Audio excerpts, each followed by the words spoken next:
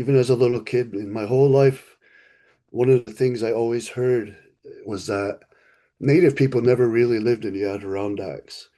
And there was all kinds of different excuses, and it was too cold, or they're just passing through, and they didn't live here. And that never sat well with me. I just simply didn't believe it because I'm here. I live here year round. And it was one of those things that was persistent. And and then I met Curt a number of years ago, and he'll talk more about this.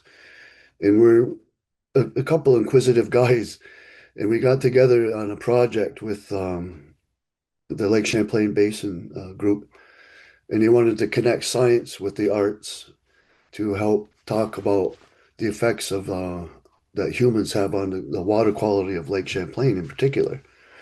And that brought me to when I was a little kid that we have a little brook not too far from our house where I grew up. It's called John Thomas Brook. And me and my dad were down there. And, like little kids, I threw a stick into the water and I watched it float by. And he looked over at me and he says, he goes, that's going to end up in the ocean someday. And that was really profound to me, even as a little kid. And he says, yep, that's going to eventually end up in the Saranac River, and that will flow into Lake Champlain, and then it will flow through the Richelieu River to the St. Lawrence to the ocean. And that was amazing to me. But it was just a stick. And then as I got older, I'm thinking, what if there's pollutants that you drop and you throw into the water? Where does that go? And so the idea is that what we touch as humans will ultimately end up somewhere else, and it might have harmful effects. And so I teamed up with Curt, and using his science background, he sent me a lot of images of the different algae and different chemicals that end up in the ground and the fertilizers and where that ultimately ends up. And so I incorporated that into a painting, and I think later on we'll have a slide of it. And in the painting is a young woman cupping some water.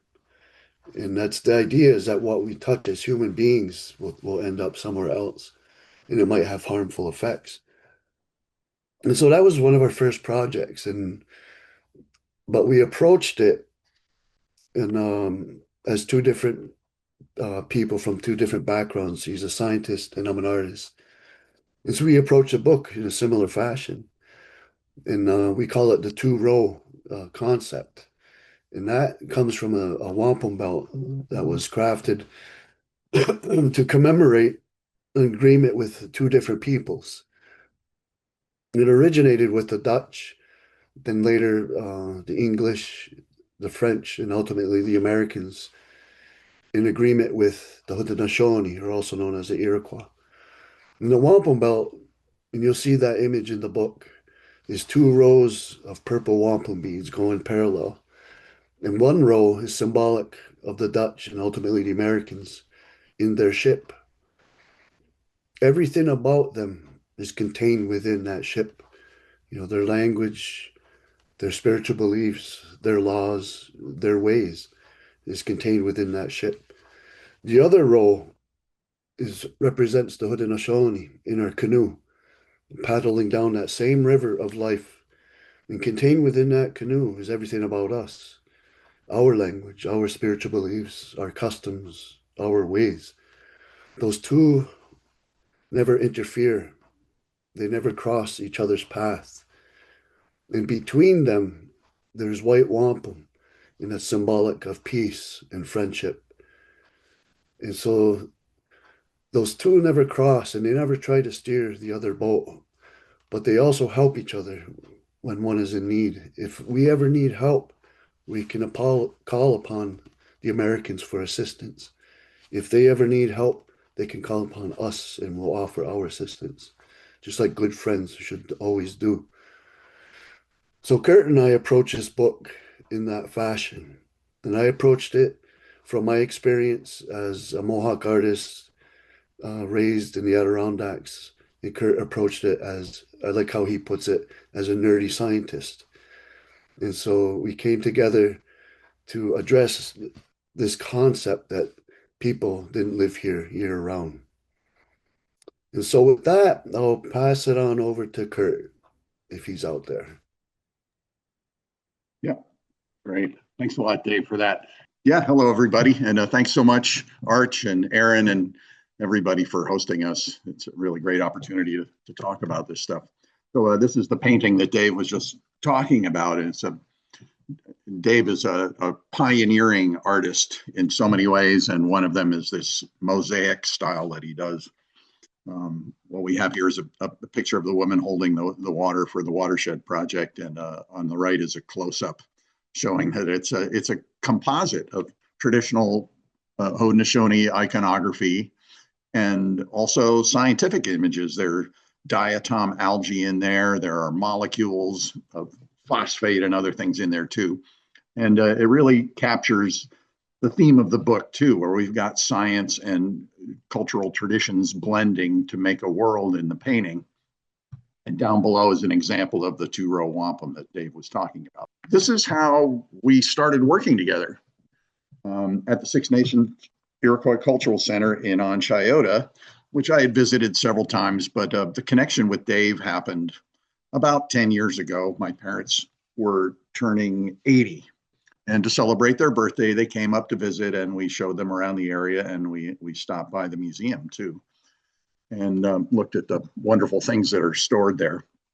So one thing that caught my father's eye was this dugout canoe sitting in the corner on the floor. And he turned to Dave's father, who was there at the time, and asked, where was this from? And John said, well, this is from the bottom of Lake Placid.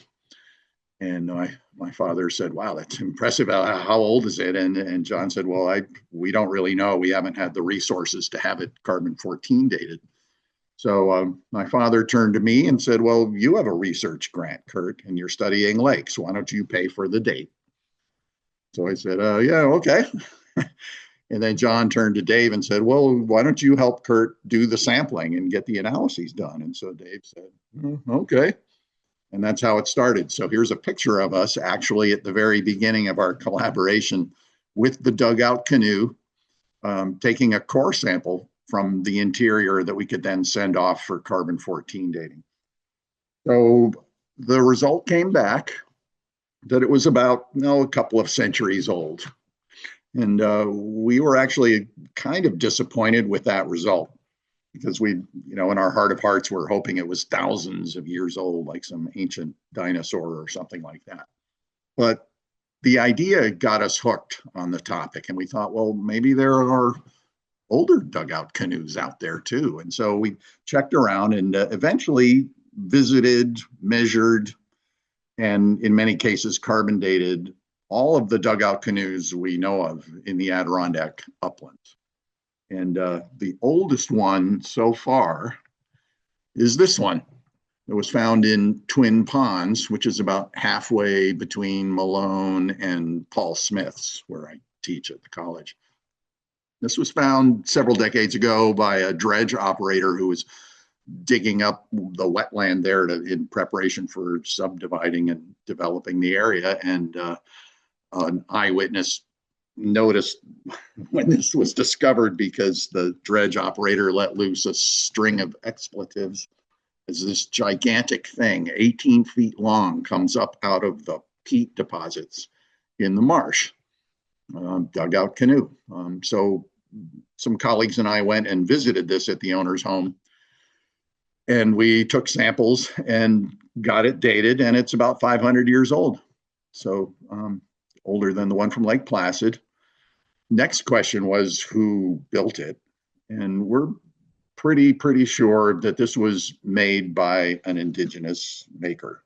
And some reasons for that. One is 500 years old is close to the time when the first Europeans were coming around. So that might theoretically have been a European making this, more likely someone indigenous. But the main thing that tells us that is that it's dark and charred, which was indicative of one of the ways you would make dugout canoes back then, where you would remove a lot of the wood by burning it and charring it, and then chipping away with stone tools and bone tools and things like that. So judging from how this was made, we're pretty sure this was made by someone indigenous. So this alone is really interesting. As Dave was saying, there is a widespread story that indigenous folks did not live up here in the uplands of the Adirondacks, which we define just for convenience as anything over 1,000 feet elevation. So human presence is well documented at lower elevations, or, Keysville in the Champlain Valley, St. Lawrence Valley, but the idea was that people didn't live up here. So this alone, and I'll come back to that, is pretty strong evidence that people weren't just passing through to have something as big as this. So what I'd like to do here is summarize the arguments people give. And I've collected these personally here in the North Country, up in the Highlands. Ask folks, have you heard that the Native folks didn't really live up here? And if so, if you have heard that, why do you think that would be? So the most common arguments that you'll hear are the climates were too brutal. It's just so tough there that they couldn't handle it. Another one is it was too hard to grow crops up here, so they couldn't make a living. Another one is there was nothing here for them. Like, why would they even want to come up here? Or, yes, they were here, but they were only passing through. And if you put all these together, we can actually deconstruct these pretty easily, even without archaeological evidence, which we'll do in just a minute. But also want to point out that this kind of argument has practical ramifications and ethical ramifications, because you can take these arguments and then say, well, the people were not here, and so that justifies what happened, is that the people of European descent took it because no one was using it. So it even kind of, by erasing the human history from before this, it sort of justifies the taking that happened too. So let's go through this piece by piece here, right? So the argument that climates here were too brutal really doesn't stand up to logical scrutiny. Like, for example, we know that even today and well into the past, people have lived all the way up into the Arctic. And so it's more severe winters in the Arctic than it is here. If they can live up there, why could they not live here? So you think about it, that it really doesn't make sense. People are known to live in harsher environments than the Adirondacks anyway, so why not here? Another argument is, well, they couldn't grow crops. So one of the, I think, funny things about this is I've heard people say this that I know for sure live in the area, and they drive past this place, the Great Adirondack Corn Maze in Gabriel's near Paul Smith's. And it's known for growing corn, which is one of the crops that Dave was mentioning there. So you absolutely can grow crops up here. This is from the Tucker Farms, where they grow corn and other things. And we can show that this cornfield here over on the right is in the Adirondacks, because that mountain there in the background is St. Regis Mountain. So there's another aspect of this, though, is we're going to see the human presence here goes way, way, way back, even farther than agriculture. So people were living here before there were crops. And so the suitability of soils and things like that is irrelevant to most of the history that we're going to see in a minute. And another thing that often gets overlooked is the people who did raise the crops, Haudenosaunee folks and others, mainly in the last 1,000 or so years, had local strains that were adapted to these climates and these soils. So when there was agriculture, there absolutely were versions of these crops that were perfectly suitable for growing in this habitat. So then there's this question, well, there'd be nothing here for them. And it's kind of interesting. You think, well, what would people need to be able to live here? Well, food, shelter, things like that. So, well, if we go, to the upper left and circle around clockwise, you have plenty of material for making shelter and lodging and things like that, the tree products and things, and there's hunting and such. So there's that. Over on the top right, you have, well, indigenous folks invented maple syrup production, and we have maple trees up here. So yes, you can harvest maple up here. And in the lower right, you have hunting year round. Indigenous folks invented snowshoes. So there's perfectly capable of hunting here even in the winter, as they do in other snowy places in North America. And then on the lower left, you have fish living here year round, including under the ice. And so there's always fresh food. Just chop a hole in the ice with a sharp implement and you can have fresh fish every day that you would want it. So everything you would need to live is up here. And so really, if you add all of this kind of evidence up, you'd say the onus of convincing people is on the folks who would say otherwise. You'd have to say, why wouldn't they live up here with all this stuff here? Then this idea of, okay, well, they were here, but they were only passing through is actually a value-laden statement, if you think about it. To say only passing through, as if moving around on a landscape means you don't live there. So, and I imagine folks in this audience, since you're interested in agriculture and home building and things like that, to ask that question of what is a home, right? How do you decide where somebody lives if their lifestyle is not limited to one physical structure, but actually to a region, to a landscape?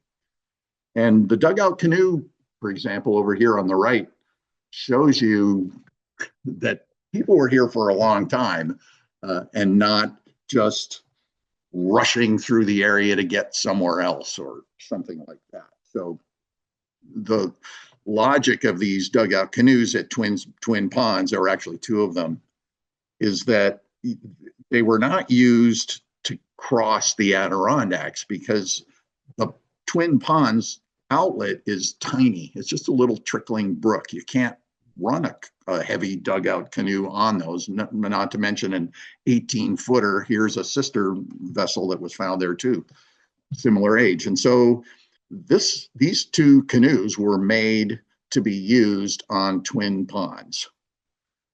And then you think, well, you know, if you were just passing through and you wanted to get across Twin Ponds, the easiest thing to do is just walk around the pond. Why would you need to build a dugout canoe to cross it?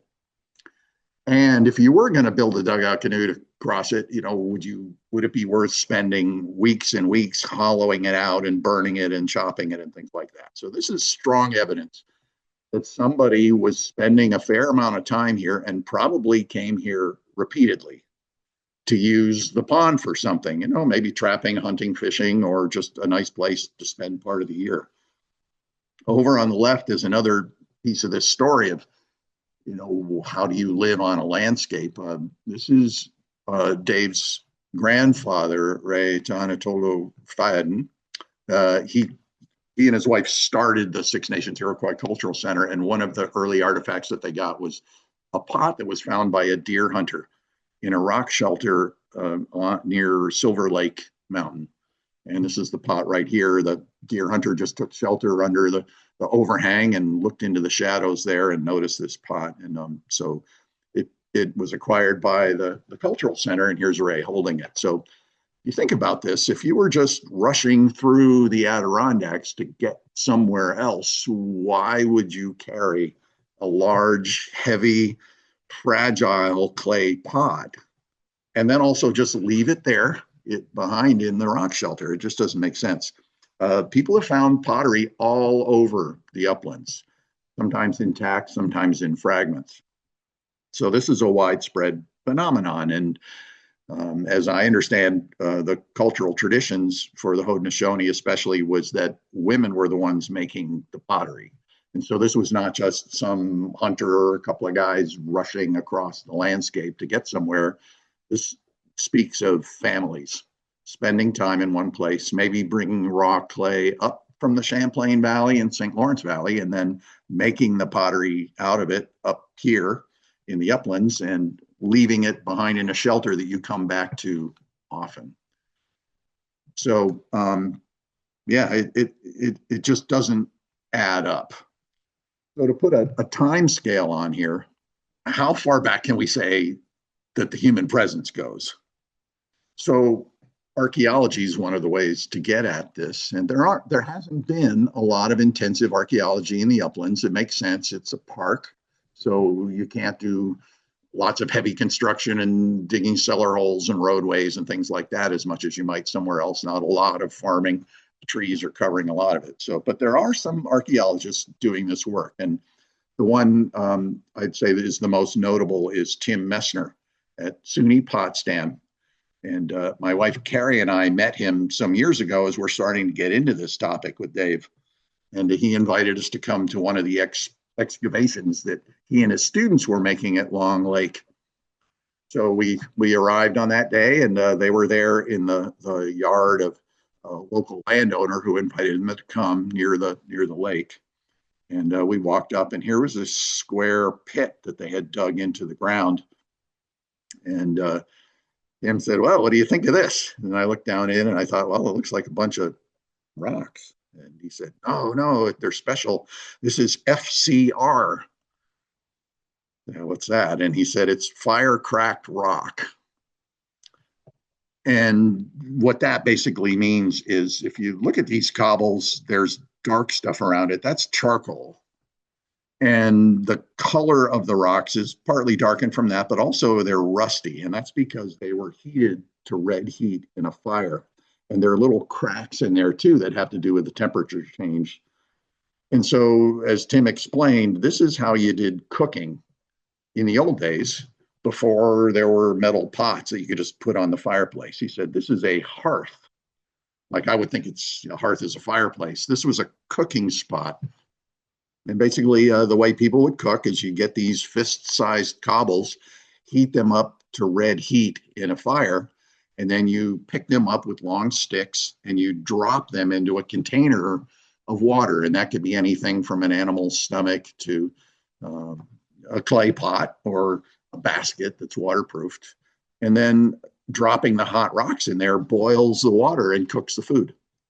Carrie and I have tried this. It takes about 3 little cobbles, red hot, dropped into a large pot of water to get it boiling pretty quickly. So this means somebody was there cooking, and that's a lot of stone. So the next question was, though, how old is this? Because Tim's been finding this stuff all over the region. And he said, well, I don't know. We haven't had the resources to get a carbon-14 date. So the next thing, of course, is I got a date on the charcoal, which you can use for carbon-14 dating, and it comes out to 1,000 years. Which means 1,000 years ago, people were camping on the shore of Long Lake, making a nice big meal for whoever was there with them. And this was at the same time that the Vikings were settling Greenland. So that's a lot of time, but we can go farther back too. Here's some examples of items that you can use not only to show a human presence, but to show when it happened. If you have complete stone tools, projectile points, often people call them arrowheads, but actually most of them were not from arrows. They were from spears and darts. So we call them projectile points. They have characteristic shapes and forms that changed from culture to culture, century to century. And archaeologists have used carbon dating in some of the best archaeological sites where they find these things so that they can characterize when they were made. And if you recognize the style, you can then tell the age of a deposit or something like that by the kind of projectile point you see. As if you found, the remains of cars, a Model T Ford would tell you that it's really old and things like that. So these are from the Fulton Chain.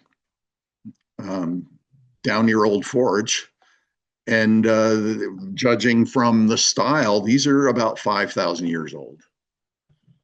So that's around the time of the Egyptian pyramids. The oldest definite known artifacts we have from the uplands are from Tupper Lake. This is a kind of projectile point that you can recognize by the, I've got a pointer here, maybe you can see it on the lower left. There's a groove at the base of this projectile point that you would use to attach to a spear or a dart. And then use a spear throwing stick, like this is one of Dave's illustrations from the book, where you have a long stick and you put the dart on it and it helps you throw it farther and faster, usually for caribou hunting or something. This style with the groove in it, or a flute is what it's called, is typical of projectile points from about 12,000 years ago. So that's a long time. People have been here for thousands and thousands of years. These items are found all over the uplands. Dave and I have been collecting reports and items from all over the uplands and putting little red dots everywhere where things have been found. So here's the Adirondack region, the uplands. Over here on the right is Lake Champlain, Lake Ontario to the left, and the St. Lawrence up above. All around this 6 million acre. So far, we've got about 3 dozen or more sites. So again, this you come back to this and say, not only are these locations all over the region, but they cover the entire span.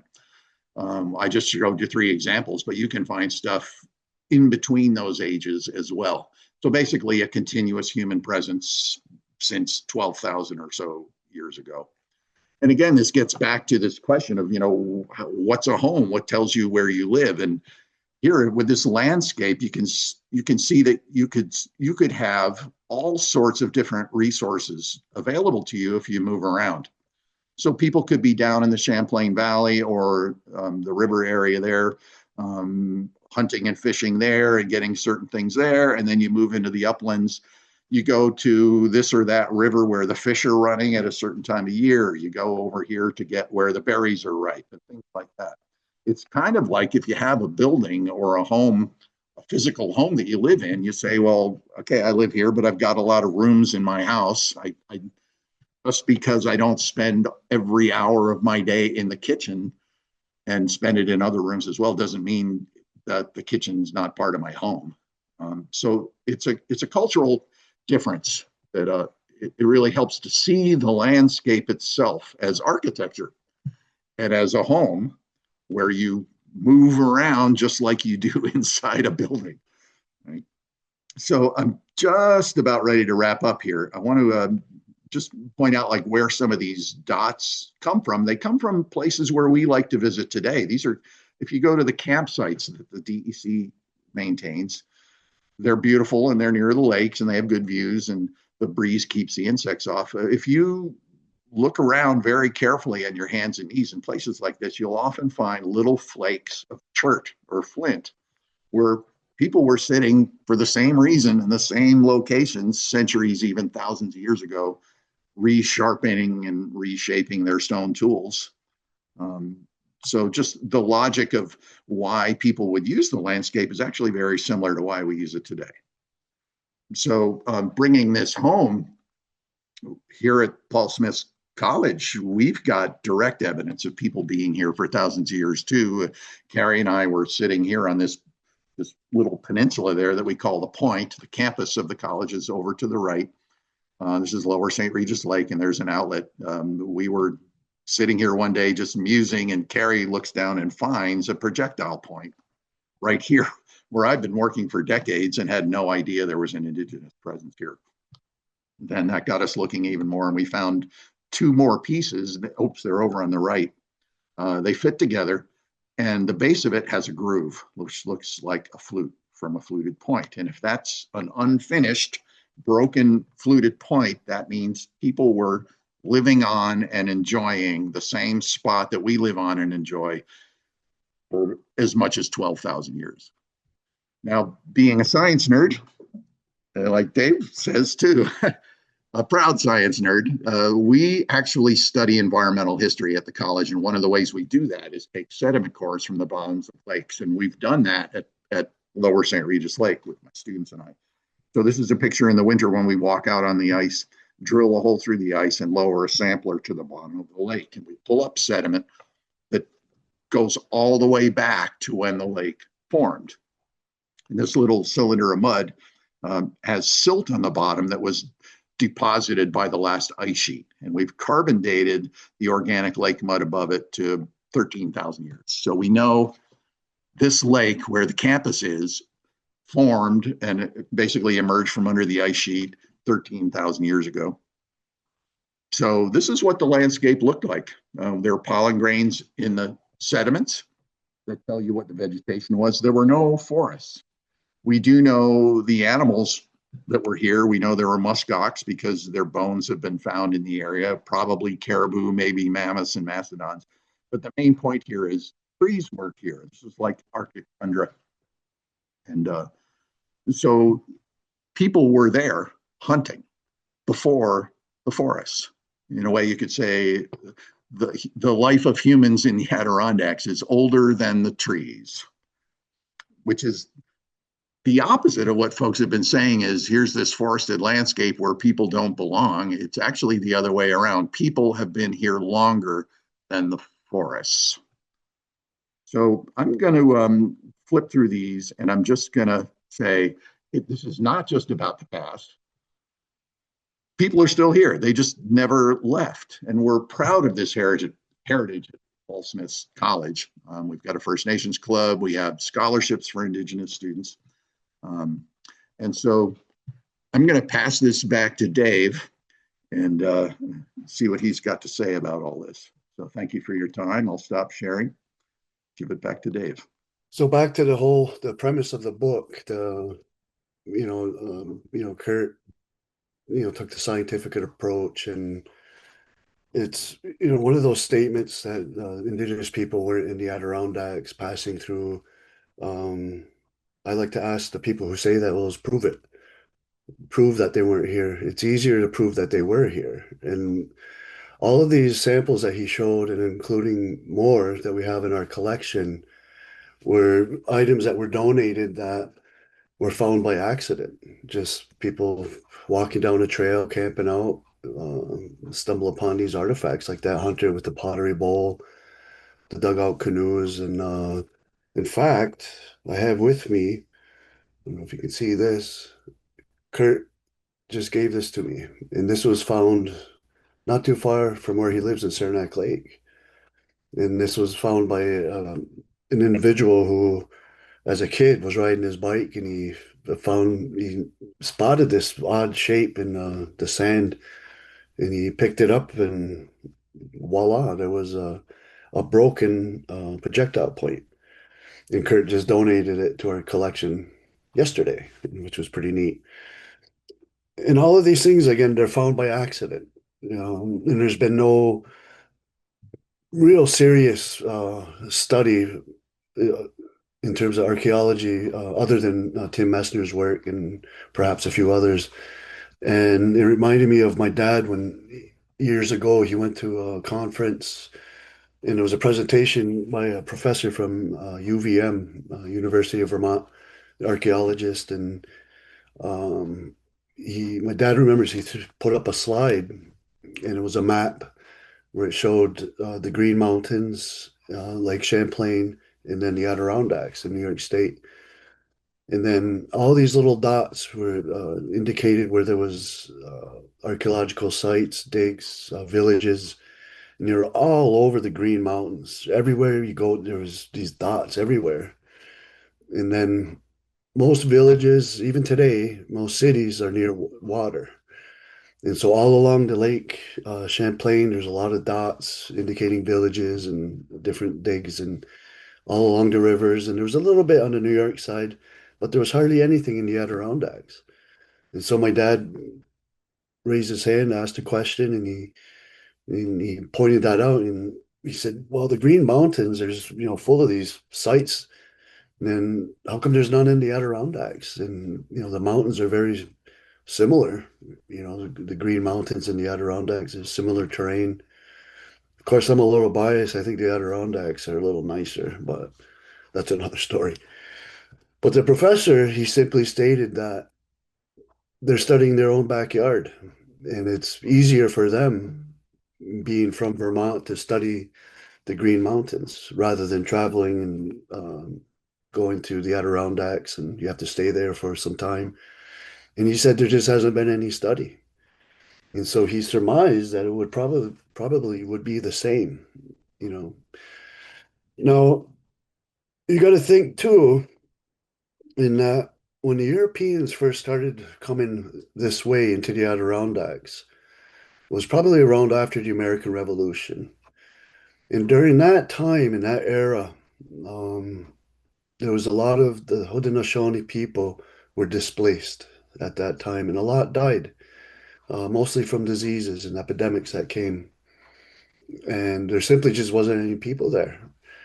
And it was, I guess, a policy in the early days. It was actually George Washington who sent an army to destroy and break the back of the Iroquois Confederacy. And it was under General Sullivan and Clinton, and they call it the Sullivan's Campaign. And what they did is they didn't fight the Mohawk men, they fought and destroyed villages. And it was well over 50 villages that they destroyed of Haudenosaunee people. And of course, when you see this army coming, you run and you hide. And so what they did is they burned every town, every village, every structure, and they also burned their food, all of their corn supplies, their fields, even their orchards. They cut down the trees and burned everything. And so a lot of people starved to death, literally. And the survivors ended up at Fort Niagara. And there was a big displacement of our people, even on my mother's family. My mother recalled a story that she heard growing up was that our family at one point lived in the Mohawk Valley along the Mohawk River. And men were off hunting, and the colonials and the settlers came and they kicked the people out of their villages, out of their homes, and they displaced them, and they had to flee. So the men come back and they see nobody's there, they're all gone. And it took them a whole year till they finally tracked them down in a place called Ganawagi, and that's near Montreal, and that's still there. It's a Mohawk community. And my mother said that some of the family from Ganawagi followed the St. Lawrence and ended up at Akwesasne on an island called Gawanoge or Cornwall Island. And that's where she's from. And that's where I live a good part of the year on Cornwall Island.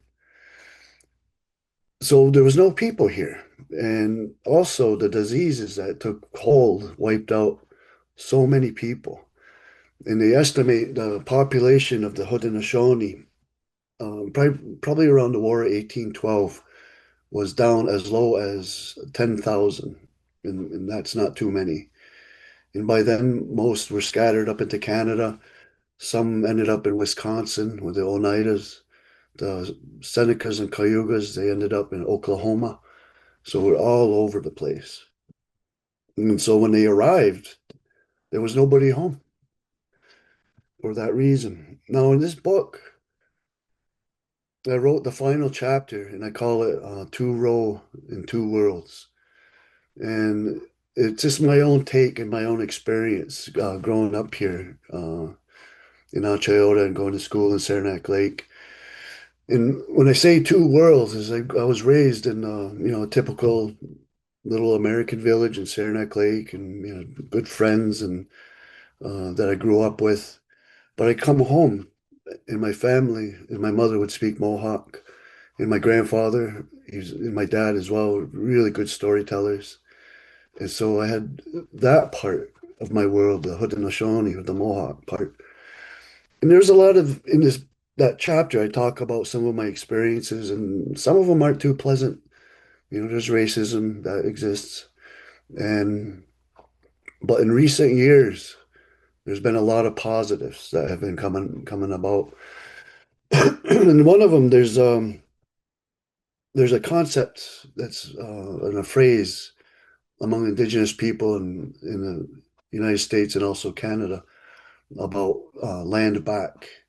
Because a lot of the land, this land that we lost, including the Adirondacks, was basically stolen from us. And after the American Revolution, when the Americans were negotiating a treaty with the British, we didn't have a seat at the table, and they were negotiating over our land. And the United States was young, and they were broke because wars cost money, a lot of money. And one way to make money is through land sales. And so they would these huge, vast tracts of land were bargained and taken from us. And by that point, we were severely weakened and just didn't have a seat at the table. And and when the Adirondacks, and my belief is one of the reasons why you say, well, nobody lived there, is it justifies them stealing it. And if nobody's using it, might as well take it. And so that's just one of my thoughts. But anyways, there's the concept about getting some of this land back that was taken fraudulently, and I'll finish with this quick story in that in 2020 when the pandemic hit, um, everything was closed, as you probably all remember, and that was the only summer that we didn't open our doors uh, at the cultural center, and I rather enjoyed it because that was the first summer I didn't have to work. And so I got to go canoeing and hiking and did a lot of fun stuff. But it also gave us time to think about our future. And if you've ever been to our cultural center, and the reason why we're seasonal is we don't have heat. And so in the colder months, we close it up for the winter and we wait for spring. There's no running water. And so we actually have to rent a portage on. And it's a simple building. It's in the form of a longhouse. Uh, the building that we typically lived in long ago. But the condition, being there over 70 years, is starting to deteriorate.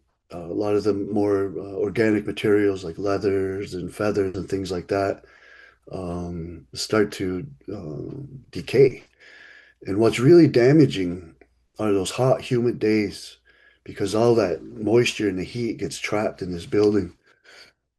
And so this has been an ongoing issue. And so finally, as a family, we decided to become a not-for-profit so that we could acquire some funds to make improvements. And like with any good idea, it just blossomed into this huge project. And but it was almost like the stars were aligned and all these things started happening. And we became a not-for-profit, and we were going to make an addition to the building right on site. But I had a good friend of mine who was retired from the APA who was a wetland specialist. And so he came out. We wanted to see if we could do any improvements to the building on site. And he went around and hiked around the woods, and there's that little brook, John Thomas Brook. And we found that there just wasn't enough space in that particular area to do anything. And, and so I was like, well, can we at least move it away from the road? And, it was a really tight squeeze in this particular spot. And it just so happened that over 300 acres of land to our west came up for sale. And right away, I was a little nervous because, I didn't know maybe to have some kind of development. And, I really wanted this land. And that following summer, we opened up the museum and there was this visitor and she was looking at one of the cases and I struck up a conversation with her. And turns out her name is Mary Thill. And she works with the Adirondack Land Trust.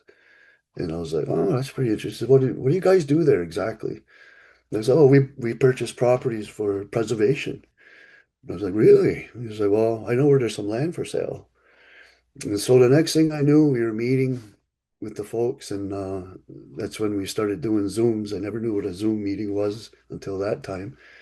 And so I met with the folks, and long story short, that following fall in 2022, we closed on the 300 acres. And so the plan was to take the old building, the cultural center, and move it into this new site, this new property. And we surveyed off about 20 acres to be utilized for the cultural center, a new building. And so we're actually going to move the old building and build around it with a new modern facility that will utilize every modern technology in terms of green energy and solar and everything. Even the building the technique is called passive building, and it's basically really thick walls, tons of insulation. And this way of constructing reduces your energy needs by up to 80%. And so, and it's very reflective of our culture with respect for the natural world and, the times we're living in with climate change. And it's kind of scary. And so we want to set an example for anyone else who is going to build anything. This is the way we're supposed to do it to take care of the earth. But we had to get the land. And so we got it, surveyed it off. I'm not an architect, and we were looking around, and just so happened I met a guy by the name of Charles Mann, and he's the author of a book called 1491, and it's a really good book. And he came to the cultural center. He was writing a story for National Geographic about Indigenous sovereignty, and so I gave my best speech, talked about the Iroquois Confederacy, and after it was done and they were starting to leave, um, he overheard my brother talking about this project and this idea and our dream. And the only thing is, we needed an architect. And Charles says, "Well, because my wife's an architect and she's worked for Indigenous organizations before." Next thing I knew, I was on a Zoom meeting with her, and she offered her services for free. And so all the plans are in place. We hired an engineer. All the work is done, and now I just have to raise. It's right hovering right around $8 million. And so it's very exciting. 2 years ago, I met another lady. Her name is Peg Olson, and she works for the Nature Conservancy. And she indicated, or let me know that the land to our east, which is owned by Paul Smith College, roughly 600 acres, was up for sale. I was like, oh, I want this land too.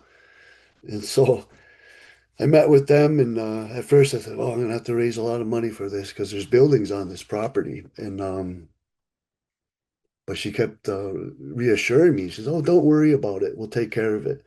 And I really didn't understand it. And for a good part of a year, we worked together to acquire this property. And on March 9th of this year, we signed and we closed on that property. And so we now own 600 acres in addition to the 300.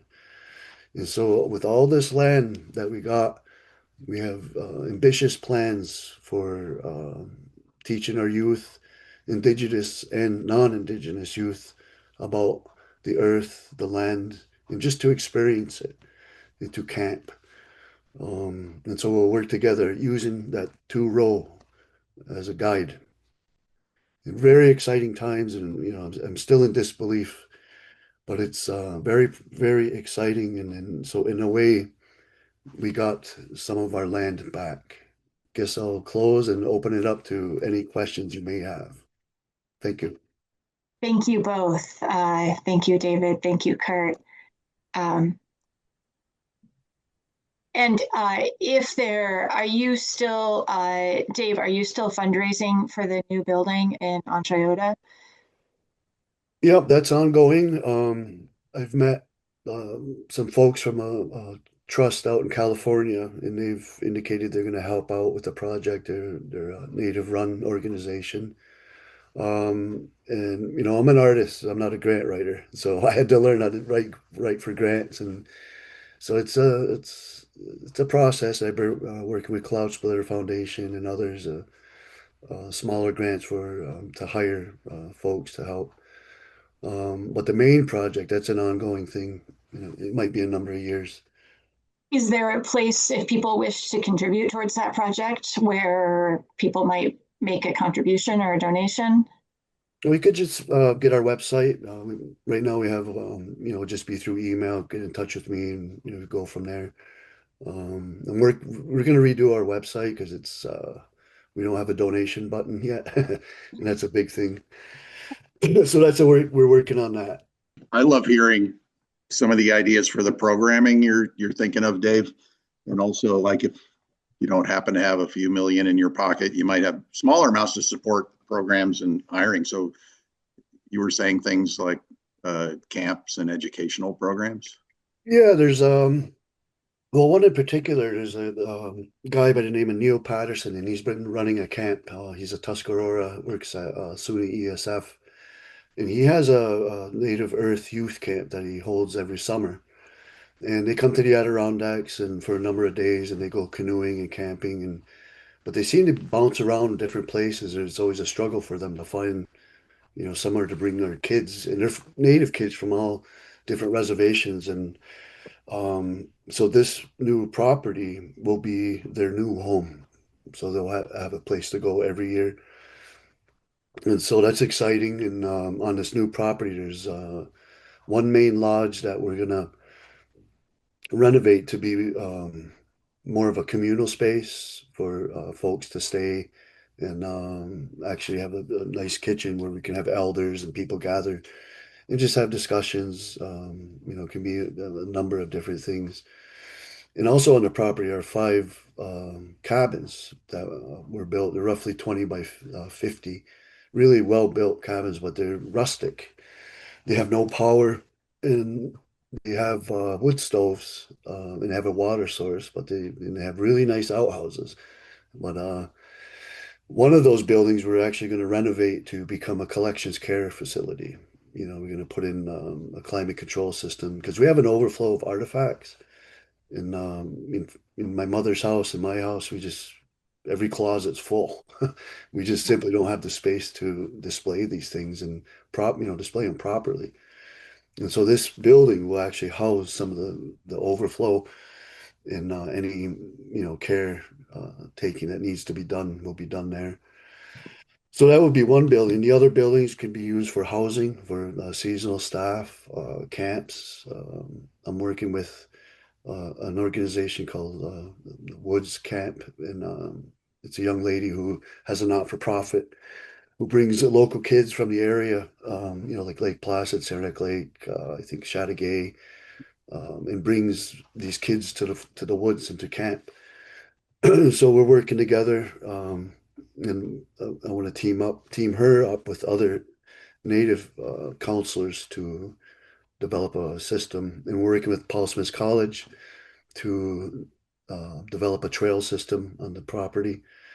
In the end of July, we're going to have what they call a bio blitz, and it's where they get folks that have expertise in plant identification and things like that, and they'll go around the property and identify, some of the plants that may be more sensitive, and those will be the areas to avoid, and just to see what's on the property. So that'll be towards the end of July.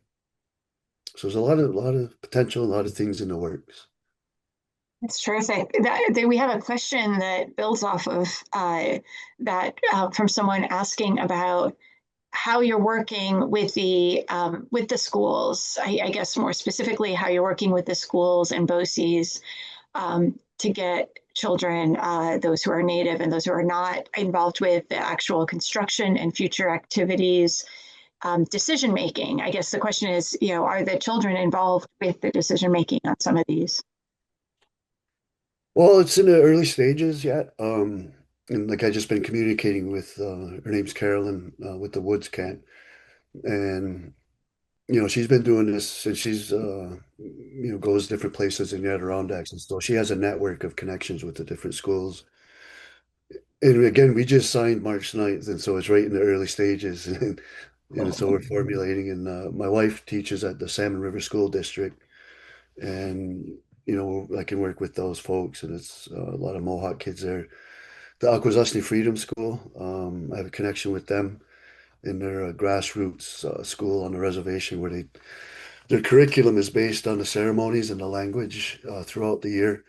Really good kids, and so this will be a place for them too. So that's again, it's just starting. Wonderful. A question from someone else is about whether any native petroglyphs or rock carvings have been found in the Adirondack uplands.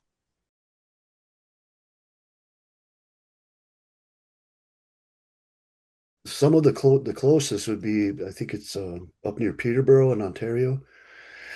I heard rumblings in Vermont, there might be some, but in the Adirondacks, I'm not too sure. I don't know if you would know any, Curt. Yeah, there's a report of one near Watertown, near the Fort Drum area. There's a lot of archaeology done there. Again, that's in the lowlands, though. So it looks like there's possibly a petroglyph down there.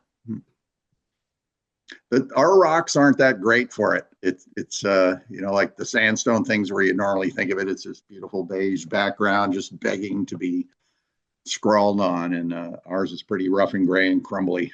A lot of the rock faces don't last very long here because of the weather.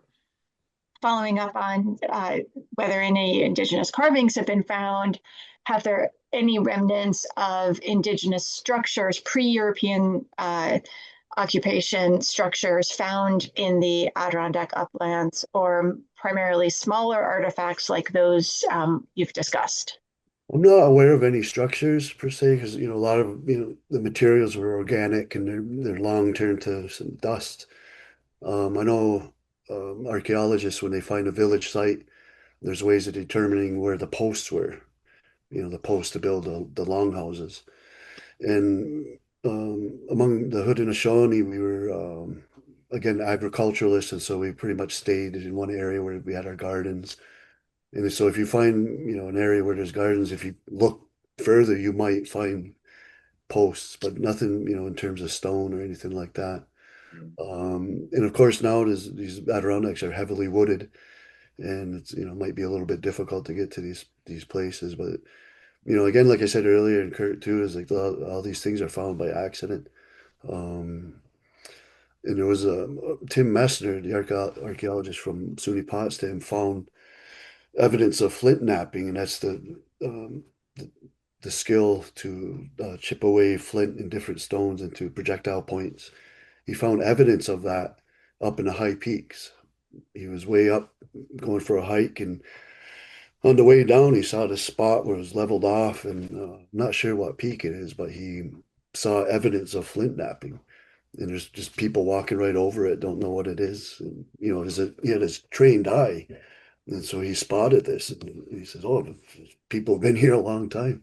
Yeah, the lifestyle, you maybe describe it as hunting and gathering, moving over the landscape, treating the entire landscape as your home. That means you bring your shelter with you. So it can't be too heavy or anything like that. And, from what we know of Abenaki and Haudenosaunee folks that were moving around like that, when they weren't in a longhouse village or something, would be pretty small, portable with a birch bark covering. And like Dave says, that doesn't last very long. So the main things you find that are remnants would be the cooking hearth, things like that, or the items that were left behind. And in rare cases, the rock shelters, the overhangs.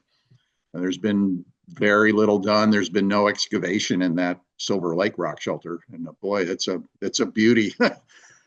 And it's hard to do because, again, our rock here is not stable. And so big chunks fall off all the time. So if you wanted to do archaeology, you'd have to be removing huge piles of rock. So I'm sure a lot of rock shelters would count as residences or part-time residences as well.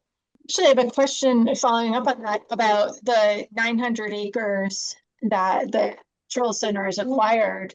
Are you thinking that you'll do any geological research on your land at this point? Not specifically, no. See, this property has been logged twice, and my perspectives is to leave, let it grow back, let it heal. Um, and I'm not sure there would be any sites here. Maybe I'm wrong, but there isn't a major water source. There's a little brook that goes through. but I haven't really put much thought to it yet. I'm still in disbelief I got it. There's a question from somebody who's reading the First Adirondackers and very much enjoying it. And she said, it makes me want to see more of the paintings. Is it possible that you might publish a book of the paintings as sort of a companion? Oh, that'd be a neat idea. Yeah, I haven't considered that either. I have one right behind me. Um, yeah, it's a good thought. Maybe it's something we could do. You do art shows. You have one coming up, right?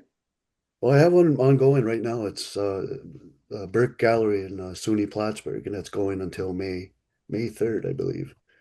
There's a question, we get it a lot, and not just about the name the Adirondacks, but about many names. So it's a question about the name Adirondacks. The word Adirondack, and I'm not sure who actually labeled these mountains the Adirondacks, but it's a Mohawk word, and it's the derivative of a word Ladinundaks or Anadaks, which it literally means bark eater, but it refers to a porcupine. And but that's not what we called it. Um, the word we use is Junatiskoa, and one translation is it means big hills or tall hills. And but I was talking to my mother about, she's a fluent speaker about the roots of that word, and Junatiskoa, the root of that word is Anunda, and that means milk. But it was referring to the mountain, the landscape is like breasts, the shape. And that's just an observation somebody had, and that's, didn't mean anything by it, but that's what it looked like. And so that Jonathan Skoll, that's the word. But Adirondack, that's somebody else named it using our language. It's I thought it was ironic too, like you're saying, Adirondack was referring to people and it was pejorative. Didn't have the landscaping, like Dave said. Abenaki people, Haudenosaunee folks had their own names, usually place of snow or place of the animals or the shape and things like that. Even ironic that Ebenezer Evans and the survey folks named it Adirondack, probably hoping to honor Indigenous folks. But Dave, you should pronounce how it's supposed to be pronounced. It's not even pronounced properly. Ladinundaks. Yeah. So Yeah. let's get with the message here. Well, it's even, there's a lot of words, you just look on a map and you pick out these place names, and most of them are indigenous. And like there was these Mohawk people that lived they spoke the language on the St. Lawrence, and they referred to them as Hochelaga. And Jacques Cartier, when he came down and discovered the St. Lawrence, he came upon these people in their, obvious language differences, and they were trying to communicate. And he asked them, like, what is this place? And it was they misunderstood what he was asking, and he thought they were pointing to the town, their village, and it was Hochelaga. And he says the Mohawk word for a village is a Ganadago, Ganadago. And then he says, "Oh, this is Canada," and that's where that came from. And Lake Ontario is Skanyataliu. That means beautiful lake or handsome lake. And there's a lot of this knowledge of, place names has been forgotten, ever since, again, after the American Revolution. And when people die from epidemics, they take with them that knowledge. And if you don't go there, after a couple generations, it's gone. And so there's some efforts being made to record these place names. And I think there's one site online. It's like an atlas of place names. And these individuals are just going everywhere and asking people, what do they remember? Other word I remember is the Tupper Lake area. There's a lot of logging, and there was the Mohawks would refer to it as Shaditnet, Shaditnet. And my mother was thinking about it, it didn't really mean anything. But later we found from other sources that actually the Mohawks couldn't pronounce English very well, and that was Shanty Town because they had those camps and it was like they're pretty rough and they just call it Shatit. And a quick little story: my mother's father, my grandfather, I think he was a teenager, and him and his brother would actually walk from Akwesasne to Tupper Lake to work the logging camps. And then work would get out and they'd walk home.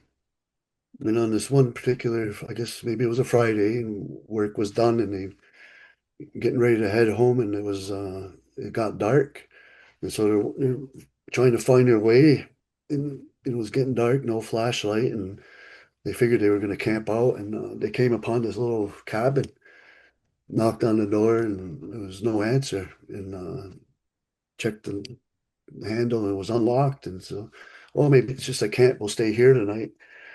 I couldn't see a thing and they're going in the dark. And my grandfather found this a table, and so he laid down, trying to go to sleep, and something kept poking him in the back on the table, and it was irritating. And finally, he put his hand back there, and he's feeling it, and it was a crucifix, a cross.